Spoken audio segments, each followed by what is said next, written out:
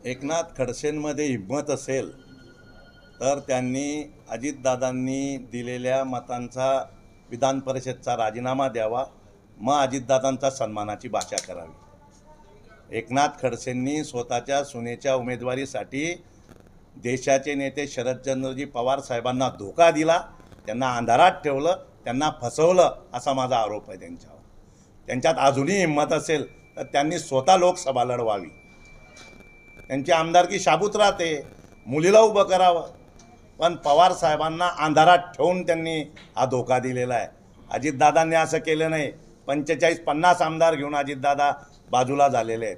अजितदादांनी धोका दिलेला नाही। आणि काय सन्मानाची भाषा दादांवर बोलतील।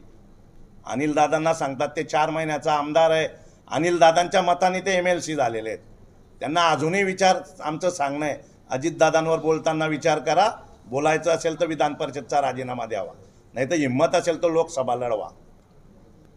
पूर्वी अजितदादांकडे आमदार उपमुख्यमंत्री पद होतं, मात्र त्यांना 3 जागांसाठी करावं लागतं असंही ते म्हटले, बायकोसहित। हो ना, मग बायकोचा उल्लेख करतात ते, त्यांच्या बोलता तरी येतं का त्यांना? तुम्ही काय केलं 15 वर्ष? कोणासाठी लढले? स्वतःच्या कुटुंबासाठी यांनी पदं मागितले। सत्तेचा वापर यांनी स्वतःच्या कुटुंबासाठी केलेला आहे। मंदा काकू कोण आहेत? मंदा काकूंना चेअरमन केलं, रोहिणीताईंना चेअरमन केलं, रक्षाताईंना खासदारकी उमेदवारी घेतली। पण आज असं आमचा आरोप असा आहे, आमचं म्हणणं असं आहे आरोप म्हणण्यापेक्षा, की यांनी पवार साहेबांना, जयंत पाटील साहेबांना, उद्धव ठाकरेंना फसवलं आणि ही रक्षाताईंची उमेदवारी घेतलेली आहे। जळगावच्या जाहीर सभेमध्ये त्यांनी सांगितलं होतं की मला उमेदवारी मिळावी आणि त्या ठिकाणी डॉक्टरांच्या सल्ल्याने मी लढवू नाही शकत। तेच सांगतोय आम्ही। अनेक लोकांनी लोकप्रिय आहेत ना ते स्वतः। सुरेशदादांनी जेलमधून निवडणूक लढवली, देवकरप्पांनी लढवली, यांनी करावं, गाडीत फिरावं आणि स्वतः लढवावी, मुलीला लढवावी। एका बाजूला सुप्रियाताई लढतायत पक्षासाठी, सुनेत्राताई वहिनी साहेब आमच्या लढतायत पक्षासाठी। पक्षात वेगळा विचार असतो, यांनी लढावं शरद पवार साहेबांसाठी, यांच्यासाठी जागा सोडली। यांनी रावेरची जागा मागितली, यांनी आग्रह केला की मी उभा राहणार आहे, ती जागा घ्या। हे कसलं षडयंत्र होतं?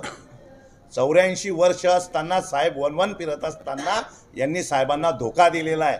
हे मुक्ताय त्या रावेरच्या लोकसभेच्या लोकांनी हे लक्षात घेतलं पाहिजे। आता सुनेची निवडणूक सोपी करण्यासाठी त्यांनी पाऊल उचललं? प्रश्नच नाही, प्रश्नच नाही। पाऊल उचललं म्हणजे धोका दिला आहे पवार साहेबांना कशा पद्धतीने? सुनेच्या उमेदवारीसाठी छुपा पाठिंबा त्यांनी असेल, आता कळेल सगळं। काल चंदूभाऊ पाटलांनी सांगितलंय, ते जसा प्रचार करतील तसा मी प्रचार करेल। अजून तो उमेदवारी अर्ज वगैरे या सगळ्या गोष्टी आहेतच। छुपा पाठिंबा म्हणण्यापेक्षा